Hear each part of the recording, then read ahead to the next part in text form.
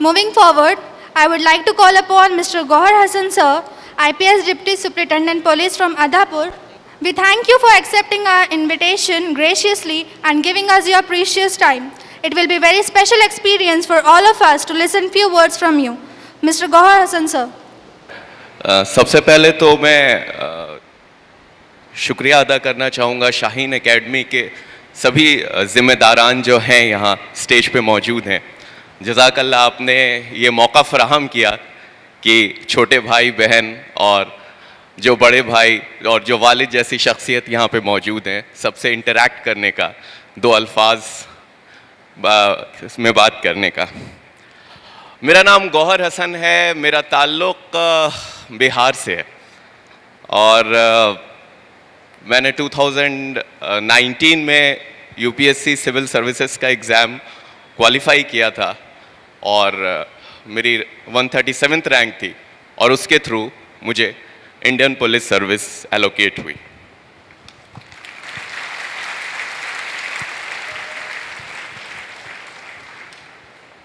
तो यहाँ पे सबसे पहले तो मैं उन बच्चों को मुबारकबाद देना चाहूँगा जिन्होंने माशाल्लाह इतनी बड़ी कामयाबी हासिल की है।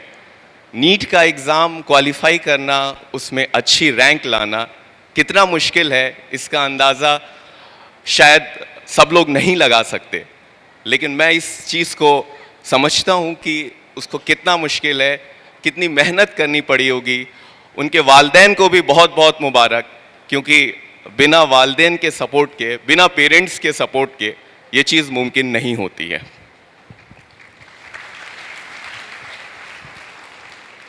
मेरा ख्याल है मैं बस आज थोड़ी बात करने आया हूँ, ऐसा नहीं कि मैं कुछ सरमन देता हूँ या आप। आज से 2-4 साल पहले मैं भी ऐसे ही बैठा रहता था, बड़े लोग यहाँ पे मौजूद हैं, लेकिन मेरा ख्याल है कि यहाँ पे 3-4 तरह के बच्चों में लोग बैठे हुए हैं।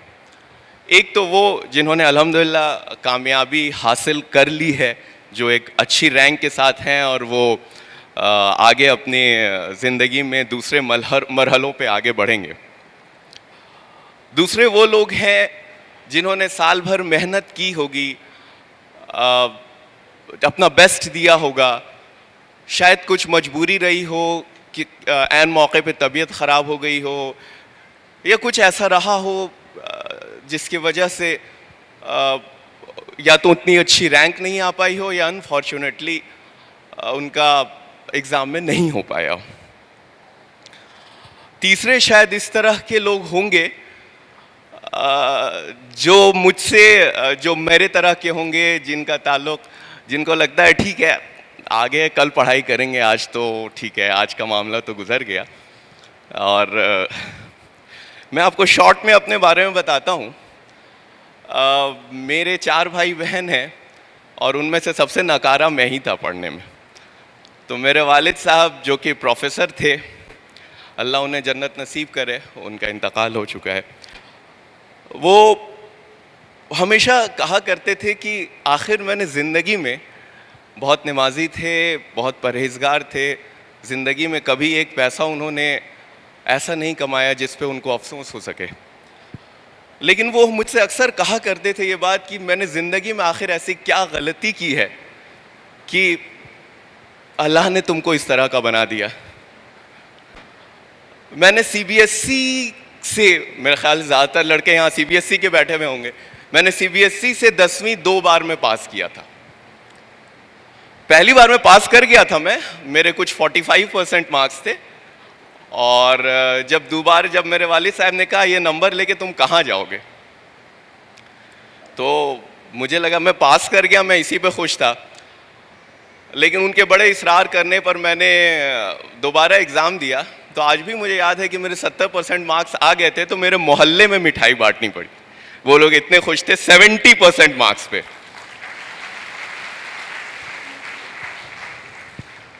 नीट हो गया, मेडिकल हो गया। उस वक्त में नीट नहीं हुआ करता था, मेरे ख्याल से प्री मेडिकल टेस्ट है, या इंजीनियरिंग के लिए उस वक्त में AIEEE हुआ करता था। मेरे ख्याल से, मुझे याद नहीं है, मुझे अंदाज़ा नहीं है कि आज के दौर में।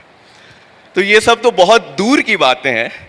मेरे वालिद साहब को ये लगा कि शायद ये लड़का इंजीनियरिंग क्वालिफाई नहीं कर पाएगा, इसलिए उन्होंने मेरा एडमिशन डिप्लोमा में करवाया था, डिप्लोमा इंजीनियरिंग में, कि तुमसे बेटा इंजीनियरिंग तो होगी नहीं, बेहतर है कि तुम डिप्लोमा करो, डिप्लोमा के बाद तुम्हें जॉब मिल जाएगी। और उनका इंटेंशन बहुत नोबल था, जाहिर है वो मुझे बचपन से देखते आ रहे थे, एक बाप माँ से ज़्यादा, एक पेरेंट्स से ज़्यादा अपने बच्चों को कौन पहचानता है। तो खैर मुझे बड़ा ईगो मेरा हर्ट हुआ, अब डिप्लोमा करने को कह दिया, डिप्लोम चीज़ लोग बुलाते थे, लेकिन खैर ठीक है, अब मरता क्या ना करता, डिप्लोमा का एग्ज़ाम दिया। इंटरेस्टिंग बात है कि मेरा उसमें भी एंट्रेंस में नहीं हुआ डिप्लोमा के, कुछ वेटिंग आई थी मेरी, लेकिन वेटिंग आई थी तो किसी तरह से मैं वहाँ पहुँच गया। खैर फास्ट फॉरवर्ड डिप्लोमा हुआ, डिप्लोमा के बाद फिर जॉब भी मिल गई, जॉब तो मिल ही जाती है। उसके बाद फिर मैंने इवनिंग से इंजीनियरिंग करी। बड़े घर पे लोग मेरे बड़े खुश थे कि चलिए भाई, जिससे ये उम्मीद थी कि पान की दुकान से ऊपर कुछ कर नहीं सकता है, एटलीस्ट वो एक जॉब कर रहा है। मैंने जॉब शुरू करी, अपनी जॉब शुरू करी तो 1 साल 2 साल 3 साल, जब 3 साल मैंने जॉब वॉब कर लिया तो मुझे लगा कि शायद मुझे कुछ और करना चाहिए। उस वक्त में मुझे कहीं ना कहीं ये एहसास होता था कि मैंने ज़िंदगी में कुछ भी नहीं किया अभी तक। जैसे नदी के एक फ़्लो के साथ लोग बहते चले जाते हैं, वैसे मैं भी अपनी ज़िंदगी के फ़्लो के साथ बहता चला जा रहा था, जैसे जहाँ जिसने फेंक दिया, ना कोई बड़ा एग्ज़ाम दिया, ना किस किया। तो मुझे पता नहीं क्यों एक ख्याल आया कि इस स्टेज पे आके ना तो मैं मेडिकल दे सकता हूँ, ना मैं इंजीनियरिंग दे सकता हूँ, ना मैं कुछ और कर सकता हूँ। मेरे पास 2 ऑप्शंस बचे थे, या तो मैं कैट का एग्ज़ाम देता मैनेजमेंट के लिए, या फिर एक ऑप्शन था सिविल सर्विसेज। मुझे बहुत ज़्यादा अंदाज़ा तो नहीं है कि महाराष्ट्र में लोग इसका क्या वो करते हैं, बट बिहार में एक बड़ा कोई भी पेरेंट्स को, ख़ास करके जो मिडिल क्लास के पेरेंट्स होते हैं, उनके अंदर एक ये रहता है कि भाई मेरा बच्चा IAS IPS बने, सिविल सर्विसेज में जाए, मतलब वो एक बड़ा उसको लगता है कि पता नहीं क्या हो जाएगा वो बन कर। हालांकि ऐसा कुछ नहीं है, ठीक है, ये भी एक नौकरी है। तो खैर मुझे एहसास, तो वो जहनियत तो वही थी, तो मुझे ये एहसास हुआ कि मुझे सिविल सर्विसेज की प्रिपरेशन करनी चाहिए। तो जब मैंने एकदम मुअज़्ज़म इरादा कर लिया कि नहीं मुझे करना है, तो मैंने अपने वालिद साहब को फ़ोन किया कि मैं ऐसा सोच रहा हूँ। वो सोचने लगे। अभी तो मुझे थोड़ा सुकून मिला था कि इसने नौकरी शुरू की है, अब इसकी ज़िंदगी थोड़ी सी सेटल हुई है, आगे का मामला होगा, अब आगे की चीज़ें देखी जाएगी। अब ये नौकरी छोड़ने की बात करने लगा। तो उन्होंने कहा कि लगता है तुम ज़्यादा थक वक गए हो, नौकरी में तुम्हारा ज़्यादा प्रेशर है तुम पे, तुम आओ घर छुट्टी लेकर के। ठीक है, मैं घर पहुंच गया। घर पहुंचा, मैंने उनसे कहा कि मैं ऐसा सोच रहा हूं। तो उन्होंने कहा कि तुम्हारा कोई दोस्त तैयारी वारी करने का इरादा किया है क्या? कोई है जो तुम्हारे साथ जो इस तरह का कोशिश कर रहा है, जिसके तुम सोबत में तुमको भी लग रहा है हम भी कर लेंगे? और दूसरा, तुमको अंदाज़ा है ना तुम किस चीज़ की बात कर रहे हो? कहा जाता है ये हिंदुस्तान का सबसे मुश्किल एग्ज़ाम है, तुम्हें अंदाज़ा तो है? तो नहीं हमको पता है, ये वो ऐसे वैसे। उन्होंने कहा कि देखो, मुझसे ज़्यादा खुश कोई नहीं होगा अगर तुम वाकई दिल से, अगर तुम्हारे अंदर इरादा है कि तुम इस तरह से कर सकते हो, लेकिन ऐसा ना हो कि 2 महीने बाद तुमको एहसास हो कि ये हमसे हो नहीं पा रहा है, तो ना खुदा ही मिले, ना विसाले सनम, ना इधर के रहे ना उधर के वाला मामला हो जाएगा। तो ठीक है, तो हमने सोचा कि थोड़ा सा, उनसे कुछ साल पहले डॉक्टर शाह फैसल थे जो कश्मीर के थे, वो हिंदुस्तान में टॉपर हुए थे, और काफ़ी वो, मतलब वो उनकी स्पीच वगैरह हम लोग यूट्यूब पे सुनते थे तो लगता था कि हाँ एकदम ज़बरदस्त। वो इकबाल का एक शेर है जो वो बार बार दोहराते हैं, और वाकई उनके पढ़ने से ही मुझे पता चला कि वो कितनी गहराई है उसमें, कितना मीनिंग है कि दयार इश्क में अपना मकाम पैदा कर, नया ज़माना नई सुबह शाम पैदा कर, खुदा अगर दिल फितरत शनास दे तुझको, सुकूते लाला गुल से कलाम पैदा कर। तो इसमें इतनी गहराई है। अल्लामा इकबाल, इस इंस्टीट्यूशन का नाम शाहीन है। मैं इतना खुश हुआ था जब मुझे अंदाज़ा हुआ, मुझसे पहले जो मौलाना साहब थे इन्होंने बहुत अच्छे तरीक़े से इसका मतलब बताया है कि शाहीन का क्या होता है। तो खैर वहाँ से मेरा एक सफ़र शुरू हुआ और आप यकीन मानिए कि मैंने इस तैयारी के दौरान लिखना सीखा, पढ़ना सीखा, टेबल कुर्सी पे बैठना सीखा। इससे पहले मुझे वो भी नहीं आता था, बेसिक्स जो होता था। It took me a lot of time but, और एक चीज़ है, ये कुरान का कौल है कि अल्लाह उसी की मदद करते हैं जो खुद अपनी मदद करता है। तो इस चीज़ को, ये एक लंबा सफ़र चला। मैं उसके हर यूपीएससी में भी 3 स्टेजेस होते हैं, प्रीलिम्स में, मेंस, इंटरव्यू में, तीनों स्टेज में एक एक बार फेल हुआ। फाइनली 2019 में जा कर के अल्हम्दुलिल्लाह मेरा सिलेक्शन हुआ। तो कहने का मकसद ये है, मैं आप लोगों को ये, ख़ास करके मैं उन बच्चों को एड्रेस कर रहा हूँ जिनको ऐसा लगता है कि शायद वो अपने अंदर से हारते हैं। उनको ऐसा लगता है कि शायद मैं कुछ नहीं कर पाऊँगा। जब वो दूसरे बच्चों को देखते हैं उनको लगता है कि यार ये मुझसे इतना अच्छा है। मुझे भी ऐसा लगता था, मेरे अंदर भी ये इनसिक्योरिटीज़ थी। ऐसा नहीं है कि यार ये तो मैं कैसे कर पाऊँगा, इतना बड़ा कंपटीशन है, इतने बड़े लोग हैं। और आपको मैं एक चीज़ बताता हूँ, मैं अपने एक्सपीरियंस से ये चीज़ 100% कह सकता हूँ कि आपका कॉम्पिटिटर दुनिया में सिर्फ आप हैं। अगर आप आज जिस मकाम पर हैं, आप कल उससे थोड़े बेहतर हो गए तो यकीन जानिए इससे बेहतर कोई चीज़ नहीं। आपको सिर्फ एक सीट चाहिए किसी भी कंपटीशन में, किसी भी एग्ज़ाम में। आपको कोई मतलब नहीं है कि दूसरे क्या कर रहे हैं। आपका कंपटीशन किसी और से नहीं है। हम हमेशा अपने आप से, अपनी जहनियत से हारते हैं, हम दूसरों से कभी नहीं हारते हैं। अपने दिल पे हाथ रख के आप सारे के सारे एस्पिरेंट सोचिए कि जब आप जाकर के बैठते हैं एग्जाम में तो आपको पता होता है कि नहीं कि आपका सिलेक्शन हो रहा है या नहीं। आपको ये चीज आपके अंदर पता होती है कि yes, I am going to be there और नॉट। क्योंकि आपका दिल आपका आईना होता है। तो अपने आप से मत हारिए। जब मेरा इंटरव्यू में नहीं हुआ था, जिस साल मैंने इंटरव्यू दिया था, मेरे फादर का फ़ोन आया मेरे पास। वो थे, ज़ाहिर है एक वालिद है, एक बाप है, वो परेशान रहता है कि मेरा बच्चा परेशान होगा, नहीं हुआ है इसका। इस स्टेज तक आके ऐसा लगता है कि निवाला मुंह तक पहुंचा, फिर वहाँ से किसी ने खींच लिया।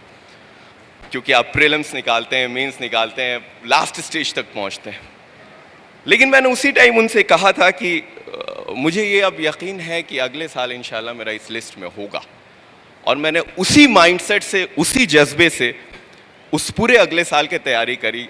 और आपको मैं सही बताऊं, जब अगले साल का रिज़ल्ट आया, मैं रिज़ल्ट खोल ही रहा था कि इस बीच में मेरे दोस्त का फ़ोन आया। यूपीएससी आजकल नाम के साथ लिस्ट शाये करता है।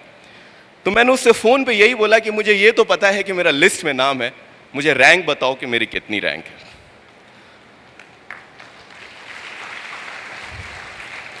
और ये मैं 4 बार फेलियर होने के बाद की बात कर रहा हूँ। ऐसा नहीं कि मैं पहली बार में, किसी तरह का कोई गुरूर नहीं किसी का, बस मुझे अपने अंदर यकीन था कि हाँ।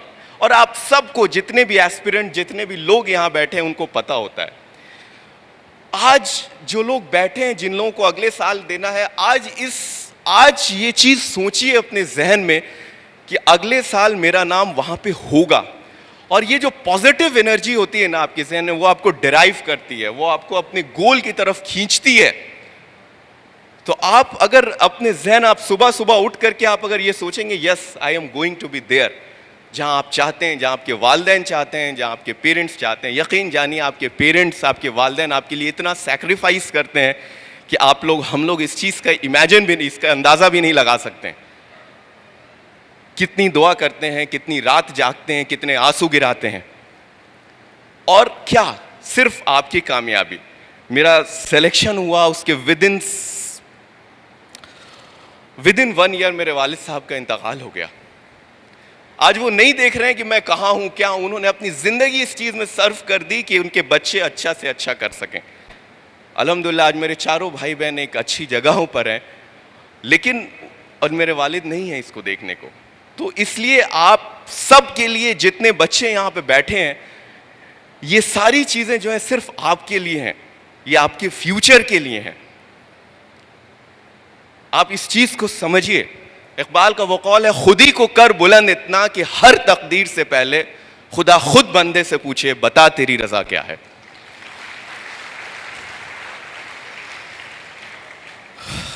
तो मुझे बहुत ज्यादा कुछ नहीं कहना है, और थोड़ा सा मैं पेरेंट्स जो हैं यहां बैठे हैं उनको भी मैं एक चीज कहना चाहूंगा, अपने बच्चों पे हार मत मानिए। अगर आपका बच्चा अच्छा नहीं भी कर पाया किसी वजह से, मैंने आपको बताया मैं शुरू से किस तरह का स्टूडेंट था।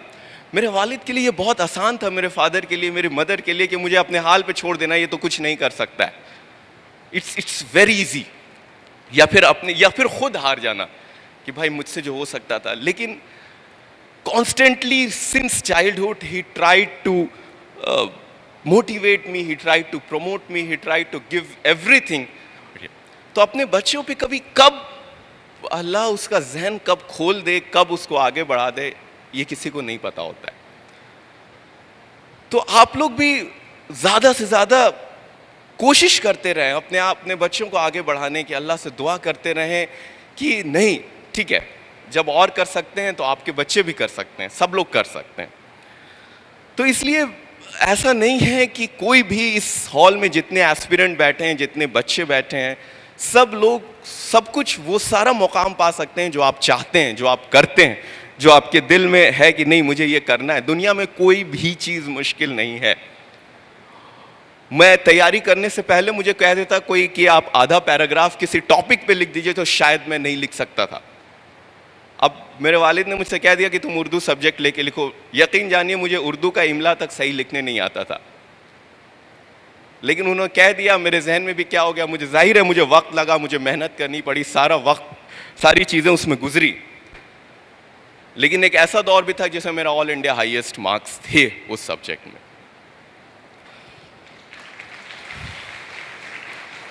तो कोई भी चीज़ दुनिया में, कोई भी चीज़ मुश्किल नहीं है। Everyone who is sitting here is a Einstein, is a Newton in itself, in himself, in herself. There is nothing which is impossible for him. हर कोई डिफरेंट है, हर किसी के पास अपनी कैरेक्टरिस्टिक्स है, हर कोई डिफरेंट है, हर कोई यूनिक है। और आपका कंपटीशन किसी से नहीं है। ये चीज़ आपको मैं बार बार बताता हूँ, बार बार दोहराता हूँ। कभी ये नहीं सोचिएगा कि आपके क्लास में किसी का टेस्ट हुआ, उसका मार्क्स बहुत आ गया तो वो बहुत अच्छा है। नहीं, आपका कहाँ कम आया, कहाँ क्या कम आया ये देखिए। किसी दूसरे का क्या ज़्यादा आया इससे कोई फ़र्क नहीं पड़ता है।